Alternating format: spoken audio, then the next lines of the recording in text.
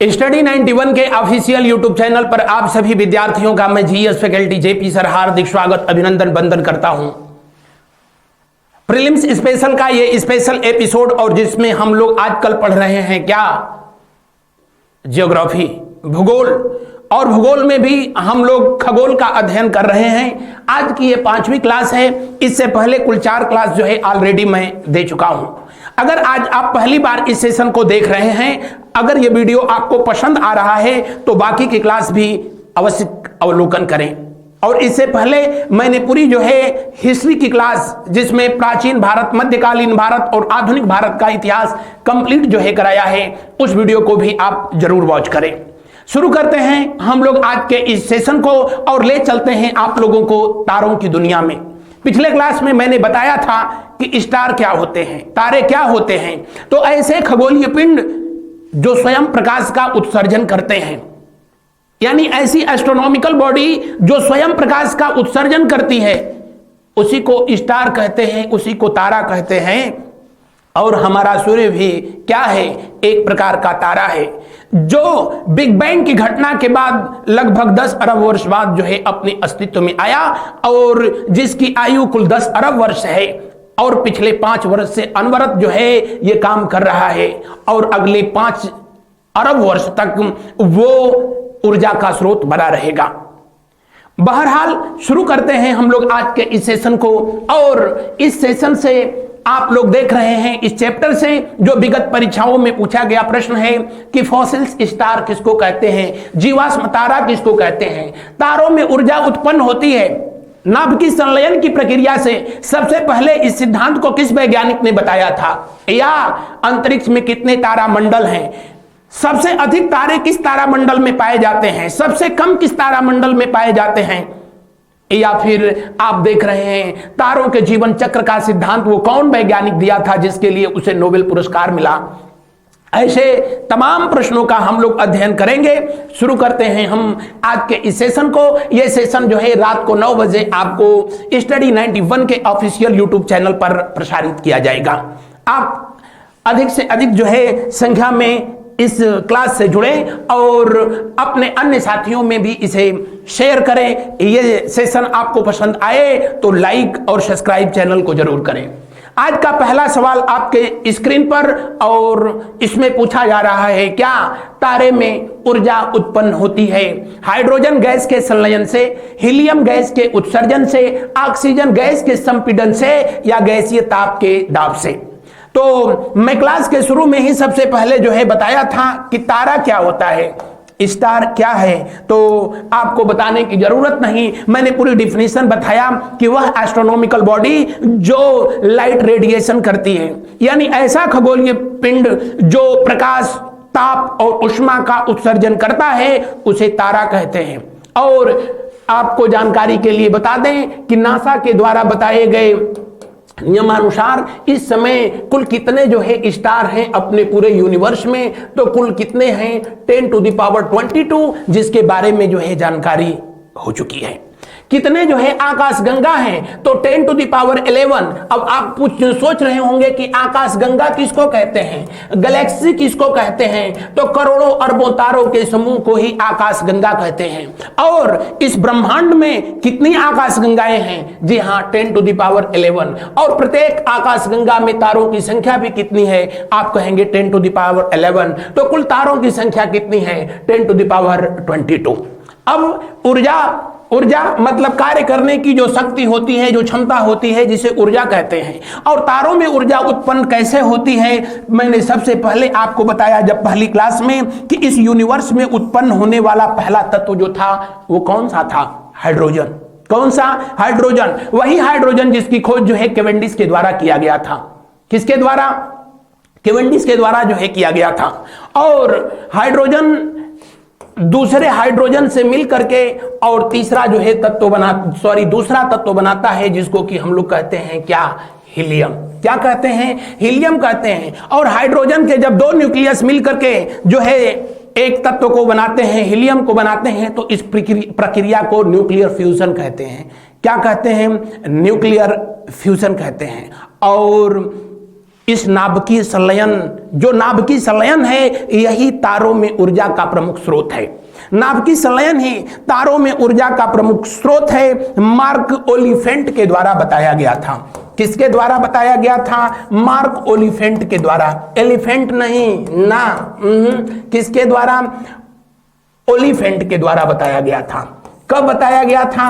1872 में बताया गया। 1872 में मार्क ओलिफेंट ने बताया कि तारों में ऊर्जा का प्रमुख जो स्रोत है वो नाभिकीय संलयन की प्रक्रिया है। और नाभिकीय संलयन की प्रक्रिया हमेशा तब होती है जब टेम्परेचर कम से कम जो है 15 मिलियन डिग्री सेंटीग्रेड हो। लगभग 1.5 करोड़ डिग्री सेंटीग्रेड जब जो है टेम्परेचर होगा, तब जाकर के जो है हाइड्रोजन के 2 न्यूक्लियस जो है मिलेंगे और इस कदर जो है मिल जाएंगे कि जो है वो हीलियम के दूसरे न्यूक्लियस को फॉर्म करेंगे, बनाएंगे। इस फैक्ट को बताने वाले वैज्ञानिक का नाम था मार्क ओलिफेंट। तो दिए हुए प्रश्न में कौन सा विकल्प सही होगा? दिए हुए प्रश्न में जो है पहला विकल्प सही होगा। हाइड्रोजन की खोज किसने किया था? मैंने अभी बताया, कैवेंडिश के द्वारा किया गया था। किसके द्वारा? कैवेंडिश के द्वारा किया गया था। किसके द्वारा? कैवेंडिश के द्वारा जो है किया गया था। यह दुनिया भी कितनी विचित्र है ना। हाइड्रोजन एक ज्वलनशील गैस है। हाइड्रोजन ज्वलनशील गैस है, जलती है, और ऑक्सीजन न रहे तो हाइड्रोजन जले ना। यानी हाइड्रोजन जलती है, ऑक्सीजन उसको जलाती है। हाइड्रोजन जलती है, ऑक्सीजन उसको जलाती है। लेकिन जब दोनों ये गैसें आपस में मिलती हैं तो न अब ये जलती है न ये जलाती है, बल्कि जो है H2O बनाती है, पानी बनाती है। क्या गजब है। अब ये कहती है तुम जलो ना, जलाओ ना, पानी बनाओ, और पानी जो है जलती हुई आग को क्या करती है? बुझाती है। तो इस तरह से जितने भी दूसरे तत्व हैं इस यूनिवर्स में पाए गए, वो अपने नाभिकीय संलयन के तत्व के तहत उत्पन्न हुए थे, लेकिन रासायनिक प्रक्रियाओं के तहत जो है दूसरे तत्वों की उत्पत्ति हुई थी। और मैं पढ़ाया तो बताया कि जितने भी तत्व हैं, या तो जितने भी एलिमेंट हैं, या तो कंपाउंड है और नहीं तो मिक्सचर है। H2O एक कंपाउंड है, किसका? हाइड्रोजन और ऑक्सीजन का। दूसरा प्रश्न देखें। फॉसिल स्टार यानी जीवाश्म तारा कहा जाता है पृथ्वी पर गिरने वाले उल्कापिंडों को ना। शीतल होकर ऊर्जा एवं प्रकाश का उत्सर्जन न करने वाला श्वेत बवना तारा को, या पृथ्वी के नजदीक स्थित आकाशगंगा को? बिल्कुल नहीं। मंगल एवं बृहस्पति के मध्य स्थित क्षुद्र ग्रहों को? तो कौन सा विकल्प सही होगा? दूसरा विकल्प जो है सही होगा। तारों के जीवन चक्र का सिद्धांत देने वाले महान वैज्ञानिक जिनका नाम था डॉक्टर सुब्रमण्यम, जिनको 1983 में 1983 में फिजिक्स के लिए नोबेल पुरस्कार प्रदान किया गया। सीवी रमन के बाद नोबेल पुरस्कार प्राप्त करने वाले दूसरे वैज्ञानिक थे कौन? डॉक्टर सुब्रमण्यम चंद्रशेखर जी। और डॉक्टर सुब्रमण्यम चंद्रशेखर के द्वारा ही बताया गया था कि तारों का भी जन्म होता है। तारे भी युवा अवस्था में पहुंचते हैं, वृद्धावस्था में पहुंचते हैं और जिंदगी के अंतिम समय में गुजर जाते हैं। Life cycle of star theory जिसको कहा गया, तारों के जीवन चक्र का सिद्धांत जिसे कहा गया, जिसके लिए सुब्रमण्यम चंद्रशेखर को नोबेल पुरस्कार मिला था। पिछले क्लास में भी मैंने चर्चा किया था, अगर नहीं किया था तो यहां पर जो है मैं कर देता हूं। मैं बताया था कि किसी भी हाइड्रोजन परमाणुओं का जो विशाल बादल होता है, जहां पर एक नए तारे का जन्म होता है, उसको जो है नेबुला कहते हैं। क्या कहते हैं? नेबुला, या इसी को हिंदी में निहारिका कहते हैं। क्या कहते हैं? निहारिका कहते हैं। क्या कहेंगे? निहारिका कहेंगे। और मैं बताया कि निहारिका या nebula is the birth place of new star. Nebula क्या है? नए तारे का जन्म स्थान है। क्या है? नए तारे का जन्म स्थान है। और जब कोई तारा अपने बर्थ प्लेस पर सूर्य के द्रव्यमान से लगभग 1.5 गुना होता है, 1.5 गुना होता है, तब उसकी लाइफ साइकिल कुछ और होती है। और अगर वो जो है सन मास यानी सूर्य के द्रव्यमान के लगभग जो है बराबर हो जाए, न्यू स्टार अगर जो सूर्य के द्रव्यमान के बराबर या उससे कम हो जाए, तो उसकी लाइफ साइकिल जो है कुछ और होती है। ये मैं नहीं बता रहा हूं, सुब्रमण्यम चंद्रशेखर ने बताया, जिसके लिए उनको नोबेल पुरस्कार मिला। जब कोई तारा अपने बर्थ प्लेस पर कोई स्टार सन मास से लगभग जो है 1.5 गुना बराबर होता है, 1.5 गुना होता है, तो जाहिर सी बात है उसका आकार विशाल होगा। मैं पढ़ाया तो बताया कि सूर्य जो है हमारी पृथ्वी से आयतन के तुलना में लगभग 13 लाख गुना बड़ा है, और उससे भी 1.5 लाख, उससे भी 1.5 गुने की बात की जा रही है। कहीं कहीं इसको लिखा होगा 1.44, तो बात एक ही है, उसको लेकर के बहुत ज्यादा आप टेंशन में न आएंगे। अपने लाइफ के जब फर्स्ट फेज में कोई भी स्टार होता है तो इसमें हाइड्रोजन बहुत अधिक मात्रा में होती है, और हाइड्रोजन से मिलकर के और हीलियम को फॉर्म करता है। इस प्रक्रिया को ही न्यूक्लियर फ्यूजन कहते हैं या नाभिकीय संलयन कहते हैं। क्योंकि हाइड्रोजन की क्वांटिटी यहाँ सबसे अधिक होती है, तो जाहिर सी बात है यहाँ पर न्यूक्लियर फ्यूजन यानी नाभिकीय संलयन भी बहुत तेजी से होता है, और तेजी से होता है इसलिए इसका टेम्परेचर जो है अपने मैक्सिमम जो है पोजीशन पर होता है। टेम्परेचर मैक्सिमम पोजीशन पर होता है, और मैक्सिमम पोजीशन पर होता है जब इसका टेम्परेचर यानी तापमान इसका अधिकतम होता है, तो इसका रंग जो है कैसा होता है, ब्लू होता है, नीला होता है। दुनिया की कोई भी वस्तु जब अधिकतम तापमान पर पहुंचती है, अपने मैक्सिमम टेम्परेचर पर पहुंचती है, तो उसका रंग लाल से नीला हो जाता है। लोहे को गर्म किया जाता है तो आप देखते हो लाल होता है, और गर्म करो तो जो है वो बिल्कुल नीला हो जाता है। उसके बाद भी गर्म करो तो उससे जो है प्रकाश तरंगे जो है निकलने लगती है, तो हम लोग कहते हैं चिंगारी निकल रही है। मनुष्य जब कभी पॉइजनिंग कर लेता है तो उसके इनसाइड द बॉडी इतनी हीटिंग हो जाती है कि लाइफ के अंतिम फेज में उसका भी जो है शरीर का रंग नीला हो जाता है। जानकारी के लिए बता रहे हैं, न कि इसको एक्सपेरिमेंट करना शुरू कर देना। तो किसी भी तारे का जब रंग नीला होता है, जाहिर सी बात है तब इसका टेम्परेचर लगभग कितना 10,000 डिग्री सेंटीग्रेड 50,000 डिग्री सेंटीग्रेड के आसपास होता है। कितना होता है? 50,000 डिग्री सेंटीग्रेड के पास होता है। तो आपसे पूछे कि कोई जो है स्टार अपने फर्स्ट फेज में किस कलर का होता है, किस रंग का होता है? नीला होता है। इसका रंग नीला होता है तो तापमान कितना होता है? इतना होता है। अगर किसी तारे का तापमान 50,000 या उसके आसपास होगा तो उसका रंग कैसा होगा? नीला होगा। इतनी बात समझ में आई होगी। जब अपने सेकेंड फेज में यही स्टार पहुंचता है, क्योंकि हाइड्रोजन लगातार हीलियम में कन्वर्ट हो रहा है, तो यहां पहुंच करके हाइड्रोजन और हीलियम दोनों जो है बराबर हो गए। यह किसी तारे की जीवन की दूसरी अवस्था होती है, second phase of the life होती है।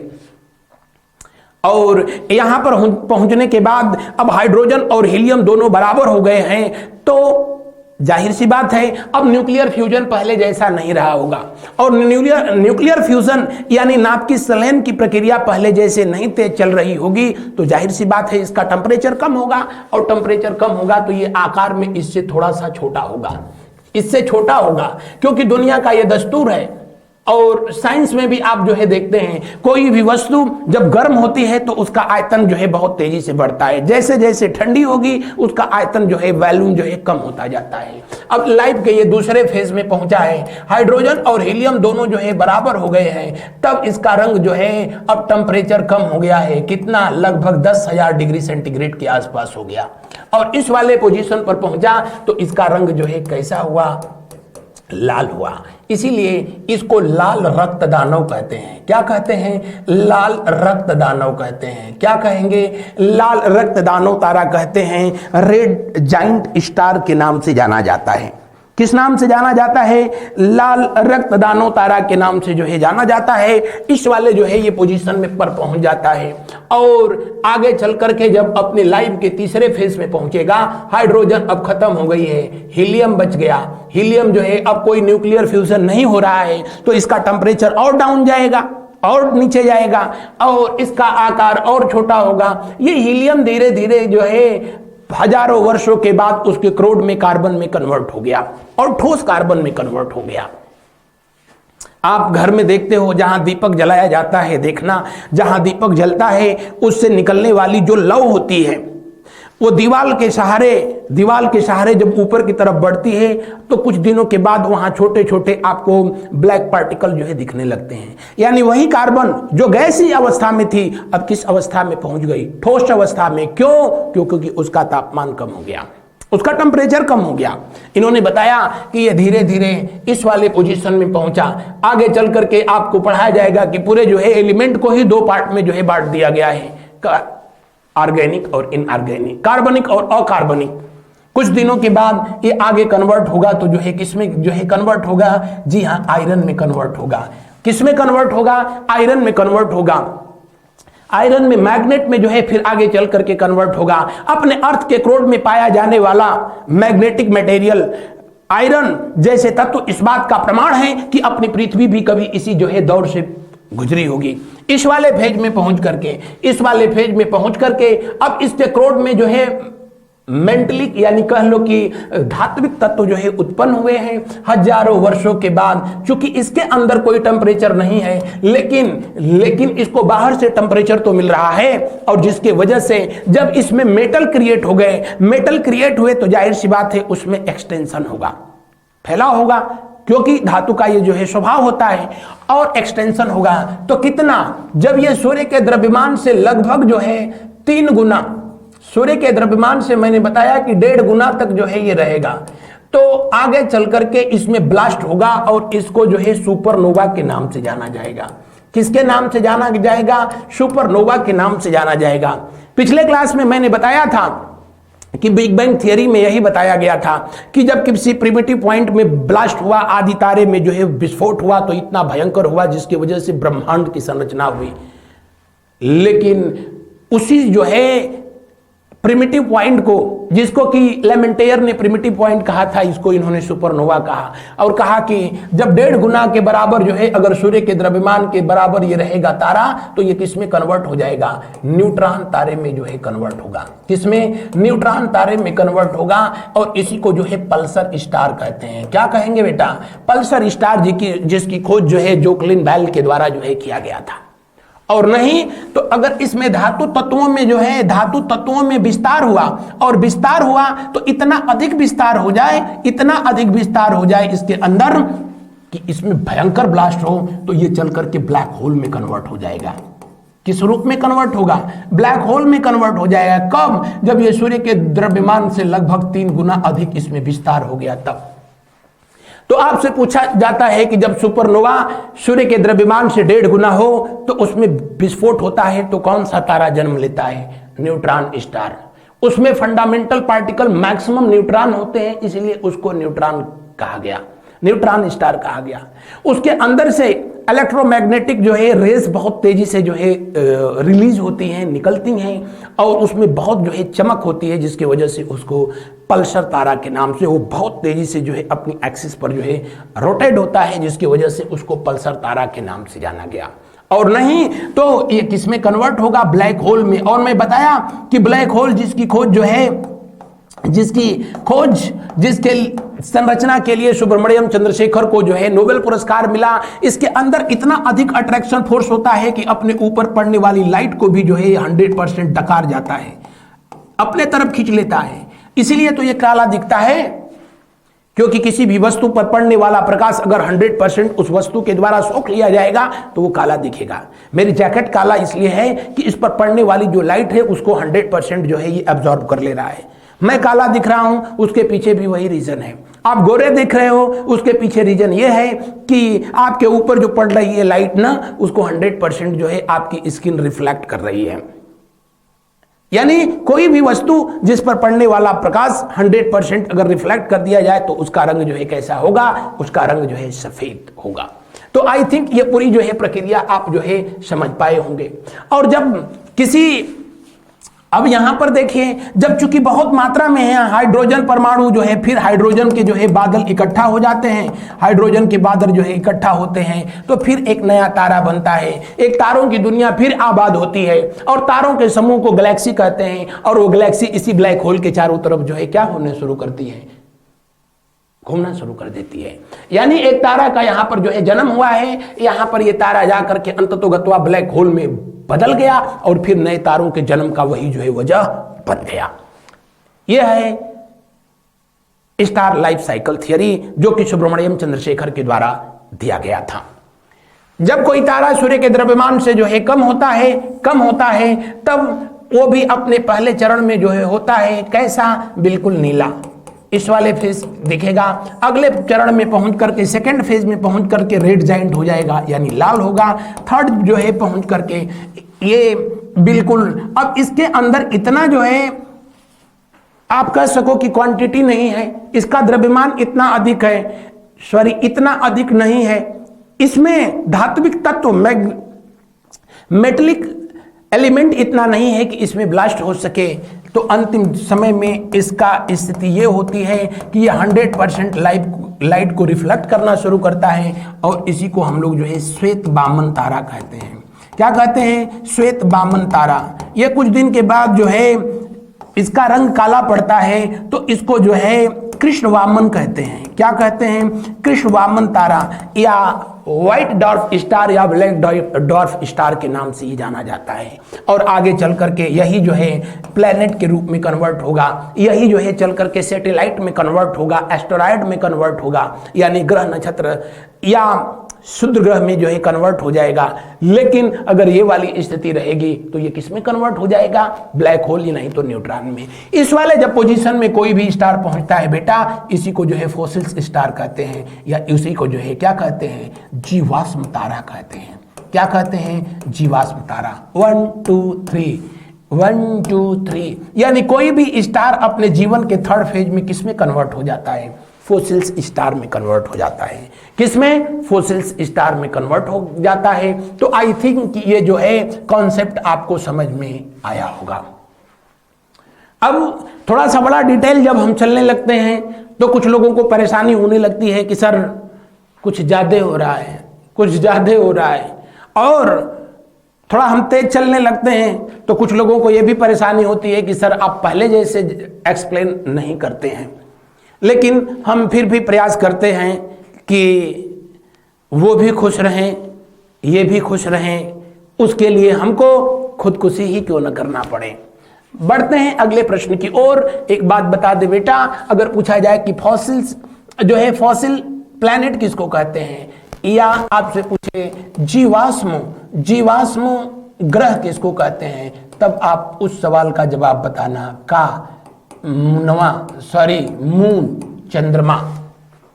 जीवाश्म ग्रह किसको कहते हैं? चंद्रमा को कहते हैं। लेकिन जीवाश्म तारा किसको कहते हैं? तो आप कहेंगे जीवाश्म तारा जो होता है या तो वो श्वेत वामन होगा, नहीं तो कृष्ण वामन होगा, या तो व्हाइट डॉर्फ स्टार होगा, नहीं तो ब्लैक डॉर्फ स्टार होगा। और उसी को क्या कहते हैं? शीतल होकर के ऊर्जा ओम प्रकाश का उत्सर्जन न करने वाले श्वेत वामना तारा को कहते हैं। अगला प्रश्न देखें, अगला प्रश्न देखें, इनमें से कौन सुमेलित नहीं है? सामान्य सिद्धांत के अनुसार क्या होता है जब किसी तारे का प्रकाश सूर्य के पास से गुजरता है तो तारों के प्रकाश के मार्ग में विचलन हो जाता है। ये बात सही है। और मैं पढ़ाया तो आपको बताया कि सूर्य का सबसे निकटतम जो तारा है वो जो उसका नाम है क्या? Proxima Centauri. क्या नाम है? क्या नाम है विनोद? Proxima Centauri. क्या? Proxima Centauri. आप कमेंट करके बताना कि हमारी आकाश गंगा जो हमारी है वो तुम्हारी भी है, वही आकाश गंगा है। हमारी आकाश गंगा का निकटतम दूसरी आकाश गंगा कौन सी है? फटाफट फटाफट आप जो है कमेंट करके मुझको बताएं कि हमारी आकाश गंगा का निकटतम आकाश गंगा कौन है। जबकि मैंने आपको बताया कि हमारा जो तारा है जिसके वजह से इस पृथ्वी पर जीवन है वो भगवान सूर्य हैं, जिनका हम लोग पूजा अर्चना वंदना करते हैं। लेकिन दूसरा निकटतम तारा है उसका नाम है प्रॉक्सिमा सेंचुरी। अगला मैटर में कह रहा है कि तारों में ऊर्जा उत्पन्न होने की व्याख्या किस मूल सह संबंध के आधार पर की जाती है? आइंस्टीन के E=mc² के बराबर के आधार पर किया जाता है। यह भी बिल्कुल सही है। आइंस्टीन के द्वारा ही सबसे पहले यह बताया गया कि द्रव्य को ऊर्जा और ऊर्जा को द्रव्य में परिवर्तित किया जा सकता है। वरना इससे पहले ये मान्यता रही कि द्रव्य ऊर्जा में और ऊर्जा द्रव्य में, मैटर एनर्जी में और एनर्जी मैटर में कन्वर्ट नहीं हो सकता है। लेकिन लेकिन लेकिन ये तथ्य को किसने बताया था? इस तथ्य को बताने वाले जो है महान वैज्ञानिक थे जिनका नाम था आइंस्टीन। E का मतलब एनर्जी, M का मतलब मास, तो C का मतलब क्या है? आप लोग फटाफट कमेंट करके बताएं। mc² में C का क्या मतलब है? अगला फैक्ट को देखते हैं। ब्लैक होल की खोज सर्वप्रथम किया था सुब्रमण्यम चंद्रशेखर के द्वारा जो है किया गया था। नाम किसने दिया था? यह भी पिछले क्लास में जो है मैंने बता दिया था। अगर आप बता सकें तो अति उत्तम होगा। खुली आंख से आसमान में कितने तारों को देख सकते हैं? कितने को देख सकते हैं? लगभग 20 से 25 हजार। नासा के द्वारा इस फैक्ट को बताया गया कि एक इंसान अपने छत पर खड़ा होकर के इधर उधर नहीं ऊपर की तरफ देखे रात में, तो एक आप जो है नंगी आंखों से यानी बिना किसी वैज्ञानिक उपकरण के, विदाउट साइंटिफिक इंस्ट्रूमेंट, आप कितने तारों को देख सकते हैं? तो लगभग 20 से 25 हजार। नंगी आंखों से कितने ग्रहों को देखा जा सकता है? तो सिर्फ 2 को छोड़ करके। किसको किसको? अरुणवा और वरुणवा, सॉरी अरुण और वरुण, यानी यूरेनस और नेपच्यून, इन दोनों को छोड़ करके बाकी जितने भी ग्रह हैं उनको विदाउट साइंटिफिक इंस्ट्रूमेंट, बिना वैज्ञानिक उपकरण के देखा जा सकता है। तो दिए हुए प्रश्नानुसार ये भी सही है, ये भी सही है, और पूछ रहा है कि कौन सा सही नहीं है। तो जब कोई सही नहीं है तो इसका कौन सा विकल्प होगा? उत्तर अंतिम। ये बिहार बीपीएससी में पूछा हुआ प्रश्न है, जहां कुल 5 ऑप्शन देते हैं।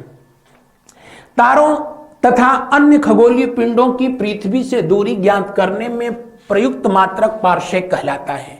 पिछले क्लास में भी मैंने पढ़ाया तो आपको बताया कि खगोलीय जितने भी पिंड हैं उनके बीच की दूरी को मापने का जो मात्रक होता है, उस मात्रक को हम लोग क्या कहते हैं? पारसेक कहते हैं। क्या कहते हैं? पारसेक कहते हैं। और एक पारसेक कितने के बराबर होता है? जोखन कितने के बराबर होता है? 3.086 into 10 to the power what? 10 to the power 16 metre. अगर इसको किलोमीटर में करना होगा तो ऐसे कर सकते हैं, और इतना तो आप जानते ही हैं। इतना भी नहीं जानते हैं तो समझ लीजिएगा कि आपको मैथ बहुत अच्छी आती है। तो खगोलीय पिंडों के बीच की दूरी जो है मापने का सबसे बड़ा जो मात्रक होता है पारसेक होता है। और सबसे पहले 2 खगोलीय पिंडों के बीच की दूरी, किसके किसके बीच की दूरी? सूर्य और पृथ्वी के बीच की दूरी लगभग 15 करोड़ किलोमीटर है। इस बात को बताने वाले महान कवि पत्नीव्रता पुरुष गोस्वामी तुलसीदास जी थे, जिन्होंने हनुमान चालीसा लिखा तो उसमें कहा, युग सहस्त्र योजन पर भानु लिन्हि ताहि मधुर फल जानू। सूर्य और पृथ्वी के बीच की दूरी लगभग इन्होंने बताया कितने के बराबर है? तो इन्होंने बताया युग सहस्त्र योजन पर भानु का मतलब सूर्य। अब देखें, योजन का मतलब होता है संस्कृत का पैमाना है, जिसका मतलब होता है लगभग 8 मील का एक योजन होता है। कितने मील का? 8 योजन का जो है 8 मील का जो है एक योजन होता है। और 1 मील में कितने किलोमीटर होता है? 1.6 होता है। सहस्त्र का मतलब होगा कितना? 1000। युग का मतलब होता है एक युग में कितने वर्ष होते हैं? 12 वर्ष होते हैं। कितने वर्ष होते हैं? 12 वर्ष होते हैं। अब इसको जो है आप भी देख सकते हो फटाफट जो है मल्टीप्लाई करके कि इसका जो है आंसर कितना होना चाहिए। तो ये लगभग आप कैलकुलेट करोगे तो ये 15 करोड़ के आसपास का जो है आएगा। तो सबसे पहले सूर्य और पृथ्वी के बीच की दूरी का अपने अनुमान के आधार पर मापन कार्य किया था। किसने? गोस्वामी तुलसीदास जी ने। किसने? गोस्वामी तुलसीदास जी ने। और उसे लगभग 15 करोड़ किलोमीटर जो है उन्होंने बताया, जिसको 1 एस्ट्रोनॉमिकल यूनियन या एक खगोलीय इकाई के नाम से जाना जाता है। तो दिए हुए प्रश्नानुसार यह पूछ का रहा है, ज्ञात करने के लिए अन्य खगोलीय पिंडों की पृथ्वी से दूरी ज्ञात करने के लिए प्रयुक्त पारसेक का मान होता है। अच्छा, प्रकाश वर्ष में पूछा है। प्रकाश वर्ष का मतलब होता है बेटा लाइट ईयर, और यह भी दूरी को मापने का एक पैमाना है, मात्रक है। एक वर्ष में प्रकाश जितनी दूरी तय करता है उसी को एक वर्ष में प्रकाश जितनी दूरी तय करता है उसी को प्रकाश वर्ष कहते हैं, 1 लाइट ईयर कहते हैं। क्या कहते हैं? 1 लाइट ईयर। और 1 लाइट ईयर कितने के बराबर होता है? कितने किलोमीटर के बराबर होता है? आप कहेंगे कि इतने किलोमीटर के बराबर होता है। कितने? जी हाँ, एक प्रकाश वर्ष जो है इतने मीटर के बराबर होता है। एक पारसेक इतने के बराबर होता है। तो एक पारसेक में कितने लाइट ईयर होता है? 3.3 लाइट ईयर होता है। कितना? 3.3। यही पूछ रहा है, यानी ये हो गया। यस, बढ़ते हैं अगले प्रश्न की ओर। उससे पहले जो है प्रकाश की चाल लगभग 3 लाख किलोमीटर प्रति सेकंड होती है। इस बात को सबसे पहले किस वैज्ञानिक ने बताया था, या आप हमको कमेंट करके बताएं प्रकाश की चाल सबसे पहले किस वैज्ञानिक के द्वारा जो है उसको मापन किया गया और किस ग्रह पर किया गया था, आप बताएं तो हमको सच में बड़ा अच्छा लगेगा। अगला प्रश्न देखें, किसी तारे के जीवन चक्र का प्रारंभ होता है तारे में सुपरनोवा के विस्फोट से, तारे में गैसीय बादलों के सिकुड़न से, तारे में गुरुत्वाकर्षण बल से, या आकाश गंगा की तीसरी भुजा में हाइड्रोजन और हीलियम गैसों के संघनन से होता है। तीसरा विकल्प जो है सही है। अभी मैंने बताया कि हमारी आकाश गंगा जिसका नाम है मंदाकिनी, क्या नाम है? मंदाकिनी।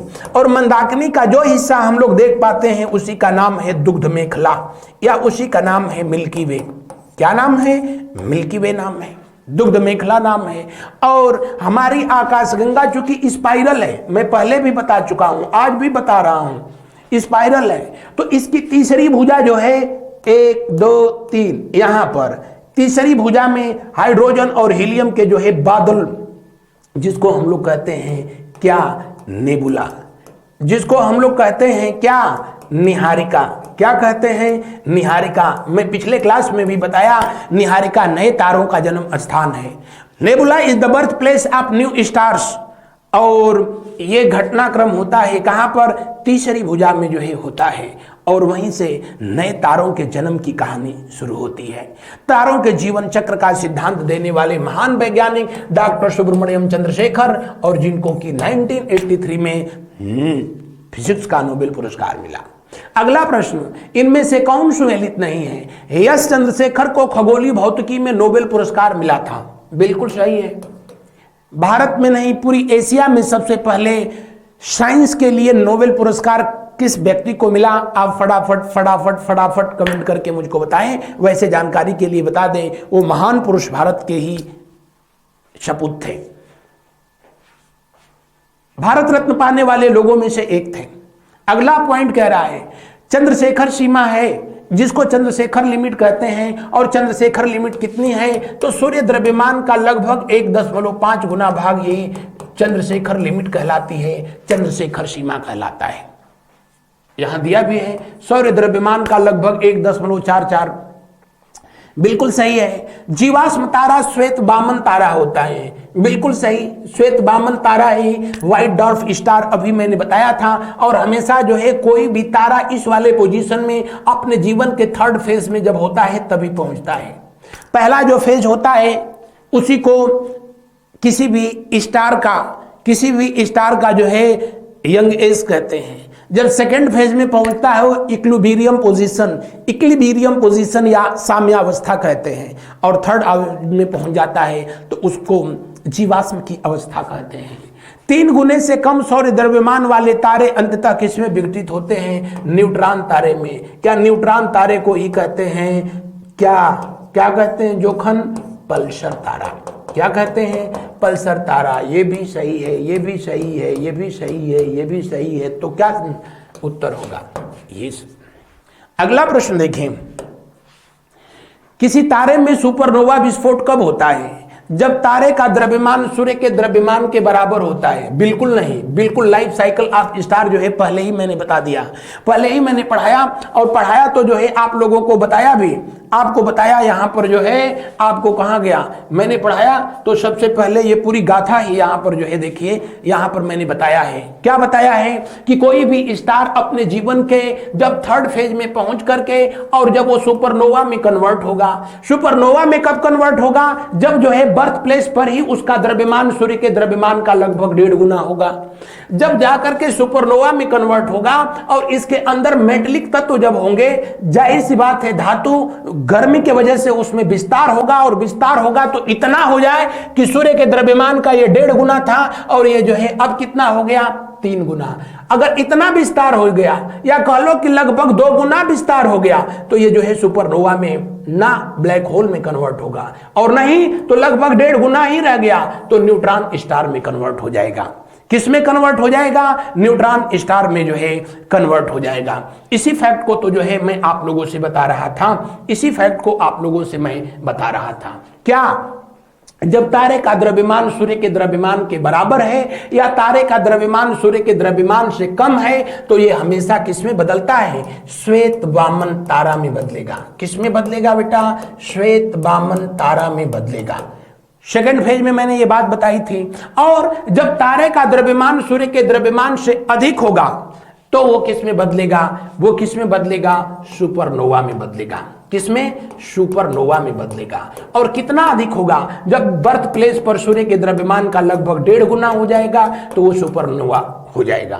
और सुपरनोवा में जब धात्विक तत्व उत्पन्न हो जाते हैं और इतना अधिक उसमें विस्तार हो जाए लगभग 2 गुना, तो ब्लास्ट करके ब्लैक होल बना देगा। और नहीं तो फिर न्यूट्रॉन स्टार के रूप में, न्यूट्रॉन तारा के रूप में या पल्सर तारा के ही रूप में रह जाएगा।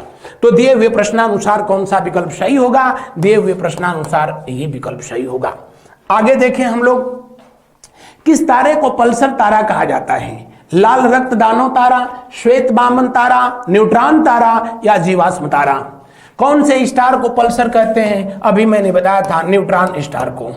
जोकलिन बेल के द्वारा जो है, जोकलिन बेल, ये बेल नहीं थे, वैज्ञानिक थे, इनका नाम इतना प्यारा है। इन्होंने ही सबसे पहले न्यूट्रॉन स्टार की खोज की थी। न्यूट्रॉन स्टार को न्यूट्रॉन इसलिए कहते हैं कि प्रोटॉन और इलेक्ट्रॉन की तुलना में न्यूट्रॉन में जो है बहुत अधिक मात्रा में पाए जाते हैं। पल्सर इसलिए कहते हैं, बाइक नहीं ना, इसकी स्पीड जो है अपने एक्सिस पर रोटेट करने की इतनी अधिक होती है क्योंकि इसलिए पल्सर कहा जाता है। और इससे इलेक्ट्रोमैग्नेटिक रेज जो है बहुत अधिक मात्रा में रिलीज होती है। किसको कहते हैं? कौन सा विकल्प सही होगा? पहला विकल्प सही होगा। कोई भी तारा अपने जीवन के जो है सेकेंड फेज में हमेशा लाल रक्त दानव तारा बन जाता है। थर्ड फेज में जो है पहुंच जाता है तो वो श्वेत वामन जो है पहुंच जाएगा। अंतिम में जो है पहुंचता है तो वो न्यूट्रॉन स्टार में जो है कन्वर्ट हो जाता है। किस में कन्वर्ट हो जाएगा? न्यूट्रॉन स्टार में कन्वर्ट हो जाता है। और जीवाश्म तारा, अभी मैंने बताया था, जीवाश्म तारा वो तारा होता है जो श्वेत वामन में जो है कन्वर्ट हो जाए। लेकिन प्रश्नानुसार कौन सा विकल्प सही होगा? आगे देखें, किसी तारे के जीवन चक्र का क्रम क्या होता है? आप भी अब तो बता सकते हैं क्योंकि पहली क्लास पहला क्वेश्चन पर ही मैंने इतना डिटेल आपको जो है पूरी थियरी ही मैंने पढ़ा दिया है और उसी पर आधारित ये सभी प्रश्न हैं। अपने लाइफ के फर्स्ट फेज में यानी जो तारे होते हैं उनकी मम्मी को किस नाम से जानते हैं? तारों की मम्मी को नेबुला कहते हैं। क्या कहते हैं? नेबुला या निहारिका कहते हैं। Nebula is the birth place of the new star. और कोई भी तारा अपने जीवन के फर्स्ट फेज में होगा तो मैंने बताया कि उसका रंग नीला होगा, वो नीला तारा होगा। सेकेंड फेज में जाएगा तो कौन सा होगा? लाल रंग हो जाएगा। कौन सा? लाल रंग हो जाएगा। थर्ड फेज में जाएगा तो या तो वो श्वेत वामन बनेगा, या तो श्वेत वामन हो जाएगा और नहीं तो सुपरनोवा होगा। यही दो कहानी होगी जो कि मैं पीछे समझाया था। और अगर श्वेत वामन हुआ तो ग्रह, क्षुद्र ग्रह इसमें कन्वर्ट हो जाएगा। सुपरनोवा हुआ तो इसमें ब्लास्ट होगा और ब्लास्ट होगा तो या तो न्यूट्रॉन तारा को बनाएगा, नहीं तो ब्लैक होल को बनाएगा। तो इसके अनुसार चूंकि यहां पर ब्लू स्टार किसी को नहीं दिया है, कोई भी नहीं दिया है, यहीं से शुरू कर रहा है, पहला विकल्प सही है। आगे प्रश्न देखें, तारे के संगठन में किस तत्व का योगदान नहीं है? मैंने बताया था कि हाइड्रोजन से मिलकर के जो है हीलियम का निर्माण कर देता है। किसका निर्माण करता है? हीलियम का निर्माण करता है। जब कभी न्यूक्लियर फ्यूजन की जो है प्रक्रिया होती है तो अंततः कौन सा तत्व जो है बनता है? मैं साइंस की क्लास आपको पढ़ाया तो बताया कि जब कभी भी कोई मटेरियल, जब कभी भी कोई भी तत्व रेडियो एक्टिव हो जाता है, यानी अल्फा बीटा गामा तरंगों का जो उत्सर्जन करता है उसी को तो रेडियो एक्टिव कहते हैं, तो अंततः वो लेड में कन्वर्ट होता है, सीसा में कन्वर्ट हो जाता है। और जब न्यूक्लियर फ्यूजन होगा तो अंततः किस में कन्वर्ट होगा? आप लोग कमेंट करके मुझको बताना। बहरहाल हाइड्रोजन से मिलकर के हीलियम बनाता है। लगभग 71% जो हिस्सा होता है वो क्या होता है? हाइड्रोजन का होता है। लगभग 29% जो है हिस्सा होता है वो किसका होता है? हीलियम का होता है। और शेष जो है 0.5 टू लेकर के 1% में हीलियम, लिथियम, आयरन जैसे जो है भारी तत्व विभिन्न तारों के क्रोड में पाए जाते हैं, केंद्र में पाए जाते हैं। किसी भी स्टार का क्रोड क्या होता है, तो जैसे अपने सूर्य को ही देखें तो सूर्य का जो है वह हिस्सा जहां पर न्यूक्लियर फ्यूजन होता है उसी को क्रोड कहते हैं या सूर्य का केंद्र कहते हैं। या सूर्य के अंदर वह हिस्सा जहां का तापमान जो है लगभग 15 करोड़ किलोमीटर के जो है बराबर 15 करोड़ डिग्री सेंटीग्रेड के बराबर होता है, उसको क्या कहते हैं, उसको क्रोड कहते हैं। या सूर्य का वह हिस्सा जो कि प्लाज्मा की अवस्था में जब भी टेम्परेचर लगभग 1.5 करोड़ डिग्री सेंटीग्रेड होगा तो हमेशा वो प्लाविका की स्थिति में होगा, प्लाज्मा की स्थिति में होगा। तो दिए हुए प्रश्न का कौन सा विकल्प जो है सही होगा? क्योंकि हाइड्रोजन, हीलियम, मैंने बताया कि हीलियम कार्बन में कन्वर्ट होता है जब ठोस अवस्था में बनता है। ऑक्सीजन का वहां पर जो है किसी तारे के जो है क्रोड में कोई स्थान नहीं होता है। अगला प्रश्न जो है उससे पहले आप हमको फटाफट कमेंट करके बताएं, प्राण वायु ऑक्सीजन की खोज किसने किया था? प्राण वायु ऑक्सीजन की खोज किसने किया था? वैसे हमारी संस्था के द्वारा आपकी आगामी परीक्षाओं को ध्यान में रखते हुए जो ये टेस्ट सीरीज जारी की गई है, इस टेस्ट सीरीज का आप अधिक से अधिक जो है इस्तेमाल करें, फिर विश्वास करें और फिर अपने दोस्तों में इसे शेयर करें। अगला प्रश्न, इनमें से कौन सुमेलित नहीं है? 3 गुने से अधिक सौर द्रव्यमान अंततः विघटित होकर के कृष्ण वीवर को बनाता है या ब्लैक होल को बनाता है? बिल्कुल सही है, यही कथा तो मैं पीछे बताया था। हीलियम नाभिकीय संलयन द्वारा परिवर्तित होता है कार्बन में, यह भी फैक्ट को मैं बता चुका हूं। सुपरनोवा के नाभिक में तत्व की प्रधानता होती है, कार्बन, लोहा जैसे भारी तत्व पाए जाते हैं। 100% जो है सही है। तारों की दूरी ज्ञात की जाती है, फ्लैक्स विधि या ज्योतिर्मयता, बिल्कुल ये भी जो है सही है। तो दिए हुए प्रश्न का कौन सा विकल्प जो है सही है? दिए हुए प्रश्न का जो है अंतिम विकल्प सही है। सबसे पहले अभिनव तारा, कौन सा? अभिनव तारा। अभिनव तारा या इसी को कहते हैं बेटा बेगा स्टार। क्या कहते हैं? बेगा तारा वो तारा है जिससे सबसे पहले इसके निकटवर्ती तारों के बीच की दूरियों को जो है मापा गया था। तारों के बीच की दूरी को पता किया जा सकता है, वस्तुओं के बीच की दूरी को जो है पता किया जा सकता है, लेकिन इंसानों से इंसानों के बीच की दूरी को जो है नहीं पता किया जा सकता। कौन किसके कितना करीब है? जो जितना ही करीब होता है आगे चल करके वो उतना ही दूर हो जाता है। ये दुनिया का दस्तूर है, जिससे बहुत बनती है उससे ही बिगड़ भी जाती है। अगला प्रश्न देखें, किसने प्रतिपादित किया कि तारे जन्म लेते हैं, बड़े होते हैं और मृत प्राय होते हैं? जिस व्यक्ति, ये शानदार तथ्य को देने वाले व्यक्ति थे डॉक्टर सुब्रमण्यम चंद्रशेखर, जिनको 1983 में नोबेल पुरस्कार, तारों के जीवन चक्र का सिद्धांत इन्होंने बताया, उसी के तहत इन्होंने ब्लैक होल की खोज की, ब्लैक होल की पुष्टि की। तारों को छोड़ दो, पेड़ों में, पेड़ पौधों में, वनस्पतियों में भी जीवन है, वो भी दुख सुख का अनुभव करते हैं। इस फैक्ट को भी बताने वाले महान वैज्ञानिक भारत के कौन थे? जगदीश चंद्र बसु जी। तारे भी सुख दुख का अनुभव करते हैं, इस बात की तो जानकारी नहीं हुई, लेकिन पेड़ पौधे सुख दुख की अनुभव करते हैं। और इस फैक्ट को प्रूफ करने के लिए उन्होंने जिस मशीन का आविष्कार किया, इन्वेंशन किया था, उसका नाम क्या था? आप लोग कमेंट करके बताएं, सच में कसम से हमको बहुत अच्छा लगेगा। तो दिए हुए प्रश्न का अंतिम विकल्प जो है सही है। गैलीलियो पहले व्यक्ति थे जिन्होंने 1609 ईस्वी में इन्होंने दूरदर्शी यानी टेलीस्कोप का इन्वेंशन किया था। किसका? टेलीस्कोप का इन्वेंशन किया था। जो हम प्रश्न आप लोगों से जो है पूछते हैं वो भी परीक्षाओं के दृष्टिकोण से अति महत्वपूर्ण प्रश्न होते हैं।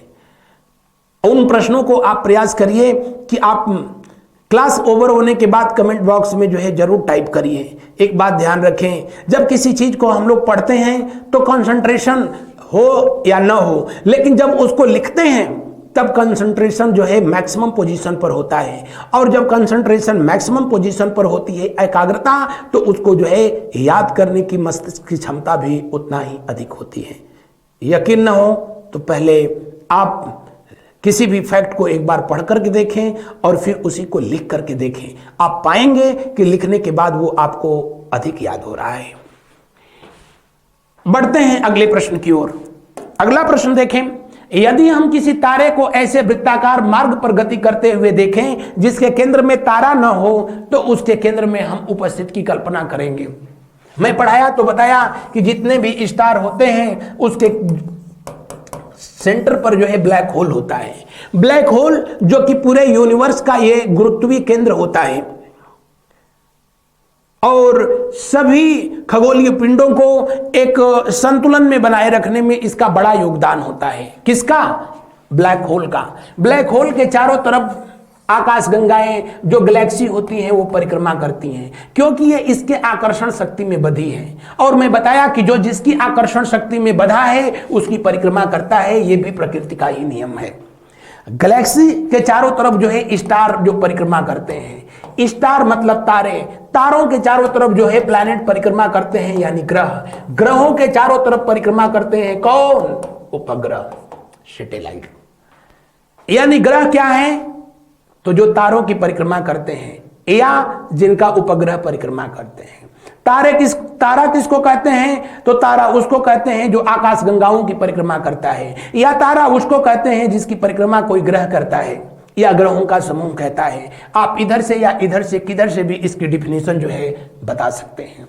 यह कह रहा है कि अगर कोई तारा किसी वृत्ताकार मार्ग पर गति करते हुए देखा जाए और जिसके केंद्र में हम उपस्थिति की कल्पना जो है करें, क्योंकि दूसरा तारा नहीं होगा, दूसरा तारा नहीं होगा तो बेचारा होगा क्या? ब्लैक होल होगा। क्या होगा? बढ़ते हैं अगले प्रश्न की ओर। अगले प्रश्न को जो है हम लोग देखते हैं, हमारे अंतरिक्ष में कितने तारामंडल हैं? कितने तारामंडल हैं? कितने तारामंडल हैं? तो हमारे अंतरिक्ष में तारामंडलों की संख्या, तारामंडल का मतलब होता है ग्रुप ऑफ स्टार। क्या होता है? Group of star. और आपको पढ़ाया था तो जो है बताया था कि जो ग्रुप ऑफ स्टार सूर्य के चारों तरफ होते हैं उसी को हम लोग जो है राशि कहते हैं। जो चंद्रमा के चारों तरफ होते हैं उसी को जो है हम लोग नक्षत्र कहते हैं। क्या कहते हैं? नक्षत्र कहते हैं, नक्षत्र कहते हैं। और ऐसे तारामंडल जो कि चंद्रमा या सूर्य के पथ पे नहीं पड़ते हैं उसको सिर्फ तारामंडल कहा जाता है। और इनकी संख्या जो है कितनी है? इनकी संख्या जो है कितनी है? अब ऑप्शन में 89 और जो है 88 89 दोनों दिया है, तो उस कंडीशन में जो है आप प्रश्नानुसार जो है जब ये प्रश्न पूछा गया था तो ये सही था, लेकिन अब जो है ये सही है क्योंकि इनकी संख्या घटती बढ़ती रहती है। जैसे कभी सैटेलाइट सबसे अधिक किसके हुआ करते थे? तो जुपिटर के थे। अब फिर आगे कौन निकल गया? तो अब सैटर्न आगे निकल गया। तब तक जो है पता चला है कि जुपिटर उसको फिर पीछे छोड़ रहा है, क्योंकि इनके बनने बिगड़ने की प्रक्रिया जो है चलती रहती है। तारामंडल, सबसे बड़ा तारा जो मंडल है उसको कहते हैं बेटा क्या? सेंटारस। क्या कहते हैं? सेंटारस कहते हैं। इसमें कितने तारे हैं? बस इतने तारे हैं। सबसे छोटा कौन है? वो हाइड्रा है। क्या है? हाइड्रा। इसमें कितने तारे हैं? इतने तारे हैं। बढ़ते हैं अगले प्रश्न की ओर। राशियों को मैंने बताया था कि तारों का जब जो है समूह बिल्कुल तुला की तरह दिखे तो तुला कहेंगे, सिंह की तरह दिखे तो सिंह कहेंगे, मकर की तरह दिखे तो मकर कहेंगे, कन्या की तरह दिखे तो कन्या कहेंगे। इनकी संख्या कितनी है? 12। नक्षत्र, नक्षत्र में जैसे मैंने बताया था आप सबसे क्या? रोहिणी। आपसे बताया था मैंने क्या? आद्रा। आपसे बताया था मैंने क्या? शिखा। आपसे बताया था मैंने क्या? विशाखा। आपसे बताया था मैंने क्या? राधा। आपसे बताया था मैंने का? अनुराधा। आपसे बताया था का? विपाशा। अब इतना काफी है। ऐसे ही प्यारे प्यारे नाम हैं। आगे देखें, किसी रंग के तारे का तापमान, बस उल्टा लिखा है, किसी तारे के रंग का तापमान किसी बेचारे के तारे के रंग का तापमान अधिक होता है, अधिक होगा।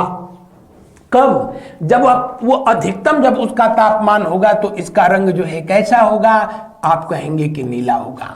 और जब न्यूनतम इसका रंग होगा, इसका न्यूनतम तापमान होगा तो इसका रंग कैसा होगा? तो आप कहेंगे सफेद होगा। कैसा होगा? व्हाइट होगा। या जो है कैसा होगा? जी हाँ, इसका रंग जो है श्वेत होगा। तो यहां पूछ रहा है कि अधिकतम तापमान होगा तो क्या होगा? तो उस कंडीशन में जो है इसका रंग कैसा होगा? नीला होता है। और एक बात हमेशा याद रखना कि तारों का जो रंग होता है उनके तापमान पर डिपेंड करता है। किस पर? उनके जो है तापमान पे, टेम्परेचर पर निर्भर करता है। मैक्सिमम टेम्परेचर नीला रंग, मिनिमम टेम्परेचर श्वेत, अदरवाइज रेड, नहीं तो येलो। हम लोगों का जो स्टार है सूर्य, वो लगभग जो है पीला रंग का तारा है, लगभग नहीं कंफर्म वो पीला रंग का जो है तारा है। और वो तारे जिनके आउटर बॉडी का टेम्परेचर लगभग 5000 से लेकर के और कितना हो जाए 6000 डिग्री सेंटीग्रेड तक हो जाए, ऐसे तारों का रंग कितना कैसा होता है, पीला होता है। जो नीला होते हैं उनका रंग जो उनका टेम्परेचर होता है 50,000 डिग्री सेंटीग्रेड। कितना होगा, तुमको क्या हो गया 50,000 डिग्री सेंटीग्रेड, 50,000 डिग्री सेंटीग्रेड होता है। जो लाल रंग के तारे होते हैं बेचारे, इनका जो है तापमान करीब करीब 3000 डिग्री सेंटीग्रेड होता है। जो पीला होते हैं, अभी मैंने बताया कि 5 से 6, जो श्वेत हो जाते हैं इनका तापमान, जो श्वेत तारे होते हैं इनका तापमान लगभग 1000 से भी नीचे चला आता है, लगभग न के बराबर हो जाता है। बढ़ते हैं अगले प्रश्न की ओर। अगला प्रश्न देखें, इनमें कौन सुमेलित नहीं है? फैलने तथा सिकुड़ने वाले तारों को कहते हैं स्पंदन तारा। बिल्कुल 100%। हमारा सूर्य किस प्रकार का तारा है? जी हाँ, मध्यम आयु वर्ग का तारा है। कौन सा? मध्यम आयु वर्ग का तारा, मिडिल एज ग्रुप, मध्यम आयु वर्ग का तारा है। और बेचारा इसका रंग कैसा है? पीला। तारे के कोर में जब हाइड्रोजन समाप्त हो जाता है तो वह तारा किस में बदल जाता है? हाइड्रोजन जब समाप्त हो जाता है तो वो तारा जो है किस में बदल जाता है? वो तारा जो है हाइड्रोजन समाप्त हो जाएगा तो अब क्या बच जाएगा? हीलियम बचेगा। यही तो मैं बताया था। और हीलियम बचेगा, ये हीलियम कार्बन में कन्वर्ट होगा, फिर किस में कन्वर्ट होगा? आयरन में कन्वर्ट होगा। तो जब इसमें हाइड्रोजन समाप्त हो गया, यानी ये थर्ड फेज है, अब ये या तो बनेगा क्या? सुपरनोवा। क्या बनेगा? सुपरनोवा बनेगा। और नहीं तो बनेगा श्वेत वामन तारा। क्या बनेगा? श्वेत वामन तारा, व्हाइट डॉर्फ स्टार जो है बनेगा। यही दो कंडीशन जो है बनेगी। जब उसमें हाइड्रोजन और हीलियम दोनों बराबर हो जाएगा, हाइड्रोजन और हीलियम बराबर हो जाएगा तो वो रक्तदानव बनेगा। लेकिन ये यहां कह रहा है तो ये पॉइंट गलत है। न्यूट्रॉन तारे की खोज मिस जोक्लिन बेल के द्वारा किया गया था। ये भी सही है। मिस जोक्लिन बेल एक वैज्ञानिक थी, उनके द्वारा जो है किया गया। तो कौन सा विकल्प सही नहीं है? तीसरा विकल्प जो है। कौन सुमेलित नहीं है? तीसरा। अगला प्रश्न देखें, तारे का रंग सूचक होता है सूर्य से दूरी का? ना। ज्योति का? एकदम नहीं। पृथ्वी से दूरी का? बिल्कुल नहीं। क्या किसी भी तारे का रंग जो होता है उसको हमेशा जो है इस बात का प्रतीक है कि वो तारे का टेम्परेचर कैसा है। मैक्सिमम तो नीला, मिनिमम श्वेत, अदरवाइज लाल या पीला। नीला रंग का तारा होता है, पीला रंग का तारा होता है, लाल रंग का तारा होता है, श्वेत रंग का तारा होता है। यही होता है, इसके अलावा कोई और नहीं होता है। अगला प्रश्न देखें। अगला प्रश्न देखें, इनमें से कौन सुमेलित नहीं है? तारों के सापेक्ष सूर्य की गति किस दिशा में होती है? पूर्व दिशा में होती है।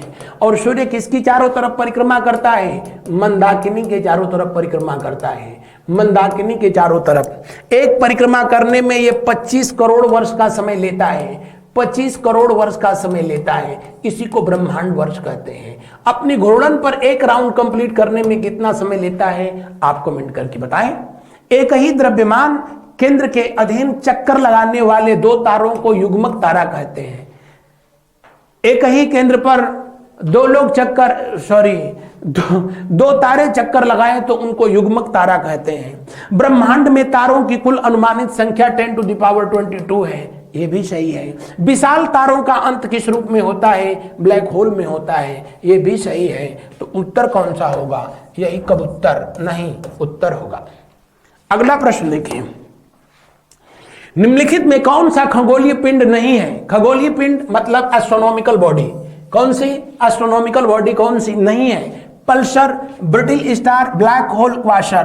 पल्सर मतलब न्यूट्रॉन तारा, अभी मैंने बताया था न्यूट्रॉन तारा। क्वासर वो तारे होते हैं जो रेडियो तरंगों का उत्सर्जन करते हैं। कौन सी तरंग? रेडियो तरंगों का उत्सर्जन करते हैं, उन्हीं को क्वासर कहते हैं। ब्लैक होल बताया ही था। ब्रिटिल स्टार जो है ना, खगोलीय नहीं है। ब्रिटिल स्टार तो जो है हमारी जो पृथ्वी है हमारी पृथ्वी और हमारी पृथ्वी के उत्तरी ध्रुव पर, इसके बिल्कुल नॉर्थ पोल के जो है ठीक उत्तर की तरफ यहीं पर तो पोलर स्टार पाया जाता है, ध्रुव तारा पाया जाता है। और यहां एक तारामंडल है, उसी तारामंडल को जो है हम लोग कहते हैं ब्रिटल स्टार। क्या कहते हैं? Brittle star. इसमें ध्रुव तारा का रोल मैंने बताया था कि पोलारिस बी कर रहा है, पोलारिस ए, पोलारिस बी, पोलारिस पी, यही तीन जो है जो कि ध्रुव तारा के रोल में है। और ये जिस तारामंडल में स्थित है उसी को ब्रिटल स्टार के नाम से